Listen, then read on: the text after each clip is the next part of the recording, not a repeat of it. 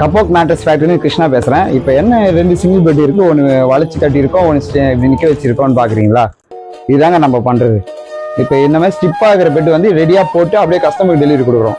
இந்த மாதிரி பெட் வந்து ஈரோட்டில் நம்மள மாதிரி நிறைய பேர் பண்ணுறாங்க. அவங்க என்ன பண்ணுவாங்க, பேக் பண்ணி அனுப்புவாங்க கொரியர் சர்வீஸ்க்கு. அப்படி பேக் பண்ணுறப்போ இந்த மாதிரி 2ஆக மடக்கி ஏறி உட்காந்து கட்டி டைட் பண்ணுவாங்க.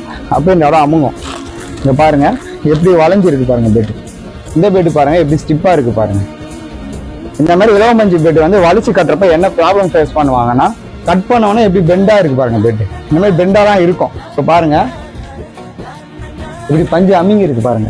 30-40% பஞ்சு வந்து பவுடர் ஆயிடும் மடக்கி கட்டுறப்ப. அதே மாதிரி இங்க பாருங்க எவ்வளவு ஸ்டிப்பா இருக்கு பாருங்க. இதுக்கும் இருக்க டிஃபரன்ஸ். இலவமஞ்சி பெட் இந்த மாதிரி ஸ்டிப்பா போட்டு அனுப்பணும். அதுக்கு நம்ம சென்னையிலே டைரக்டா மேனுஃபேக்சரிங் பண்றோம். எப்போனா வந்து கண்ணு முன்னாடி போடுறத பார்த்து வாங்கிட்டு போகலாம். ஸ்கிரீன்ல தெரிய நம்பருக்கு கால் பண்ணுங்க. தேங்க்ஸ் ஃபார் வாட்சிங்.